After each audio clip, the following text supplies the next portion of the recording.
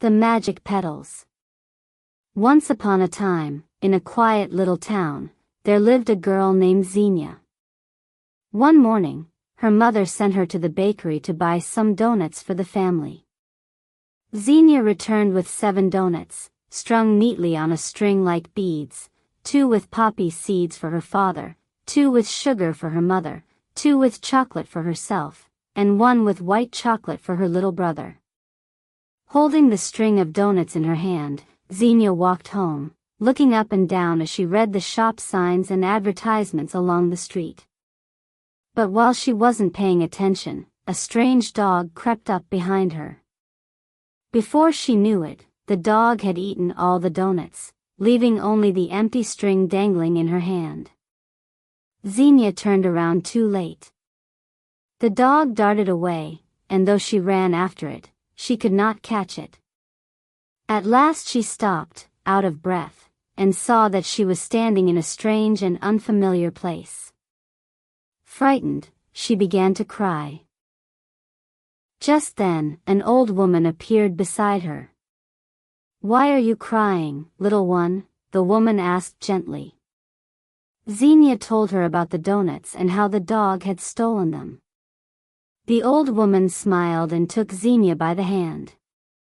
She led her to a small garden hidden away between high hedges. "I have no donuts, nor money to buy you more," she said, "but I have something far more precious.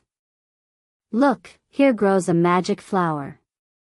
In the garden bloomed a marvelous blossom, shaped like a daisy, with 7 wide petals, each a different color: red, orange, yellow, green, blue, light blue, and violet.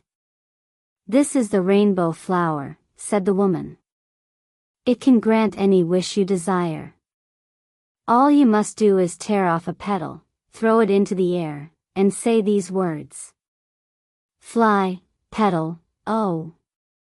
East to west, north to south. Turn around, touch the ground. Do make my wish come true. Then speak your wish aloud, and it shall be fulfilled." She plucked the flower and placed it into Zenya's hands. Zenya thanked the old woman, stepped outside the garden, and turned to look back, but the garden and the woman had vanished. Suddenly she remembered that she was lost. Clutching the flower, she tore off the yellow petal, threw it into the air, and whispered the charm. "Make me home with the donuts." At once, she found herself standing in her own house, with the string of donuts whole again in her hands. She gave them to her mother, smiling. Thinking how beautiful the flower was, Zenya decided to place it in her mother's finest vase. She climbed onto a chair to reach it, but slipped. The vase crashed to the floor and shattered into 1,000 tiny pieces. Her mother called from the kitchen, "What have you broken this time? I hope it is not my best vase."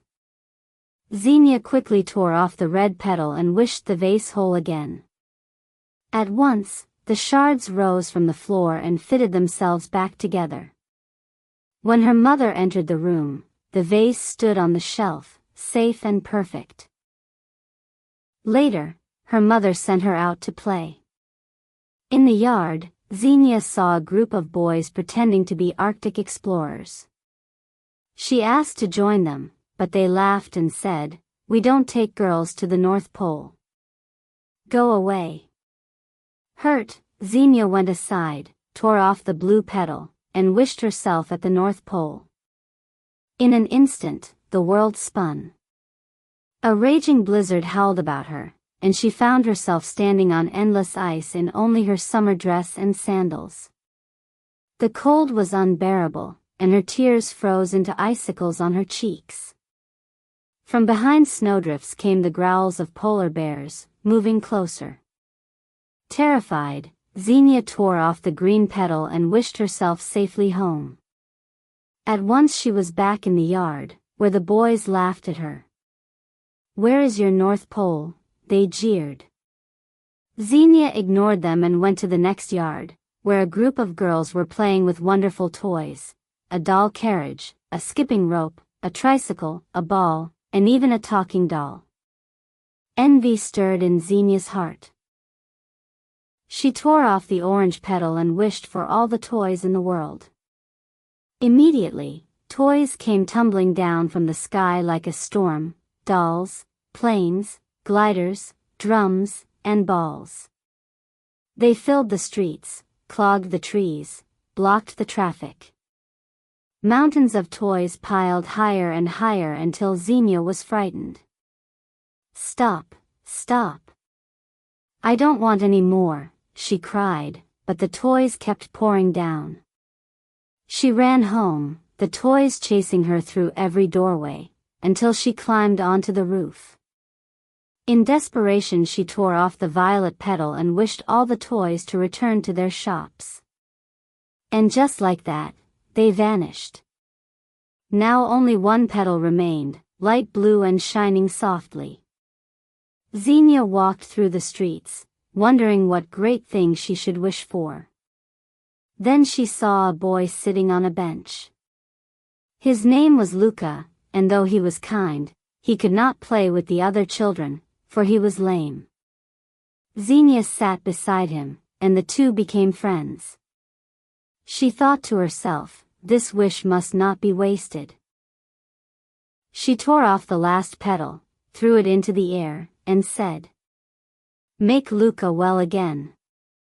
And no sooner had the words left her lips than Luka leapt to his feet, strong and happy.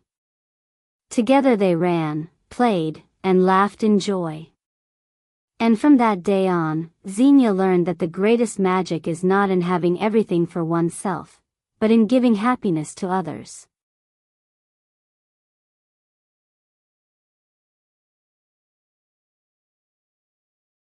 MagicTree Stories.